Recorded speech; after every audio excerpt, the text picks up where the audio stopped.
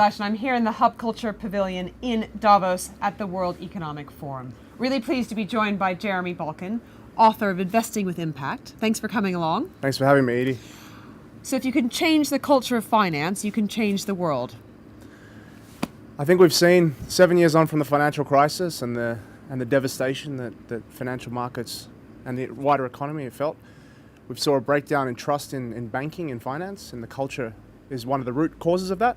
So I think if we turn the paradigm on its head and say, well, if we can repair the culture, if we can change the culture in finance, we can actually get financial markets moving again, employing people, economic growth, and getting the world moving again in the right direction.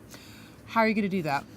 Well, I think we've seen some CEOs of some banks doing some interesting things. I think the CEO of Deutsche Bank came out on Wednesday talking about how the crisis has actually been good for Deutsche. I think HSBC have done some interesting things with having a speak-up culture and empowering their people to speak up and talk openly with their managers. But I think also it comes from investors. I think investors have to take a responsibility to, as shareholders, to pressure CEOs and boards, make them more accountable for their actions of their firms.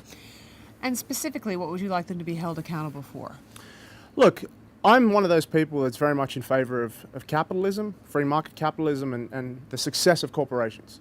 So I think we've seen the devastation wrought on the world by banks and corporations that have done necessarily things that we haven't supported. So what about if we start rewarding and incentivizing good corporate behavior?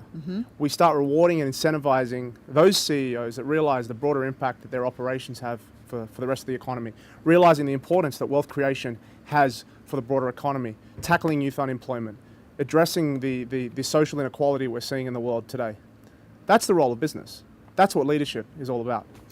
It's hard to do when there's all these other things going on, right? Like the oil price falling, currency crises. Even in Switzerland, we've seen that.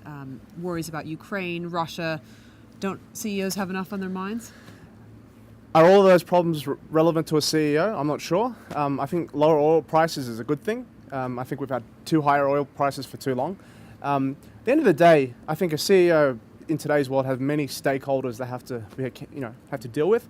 But at the end of the day, I think one of the biggest problems in the world today is inequality.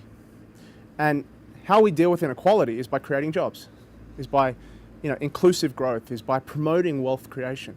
That's what we need to get to do. And so focusing on these other issues, not that they're less important, but it can be a convenient distraction from getting on with business. Jeremy, thank you so much for stopping by the Hub Culture Pavilion here in Davos, and I'm Edie Lush.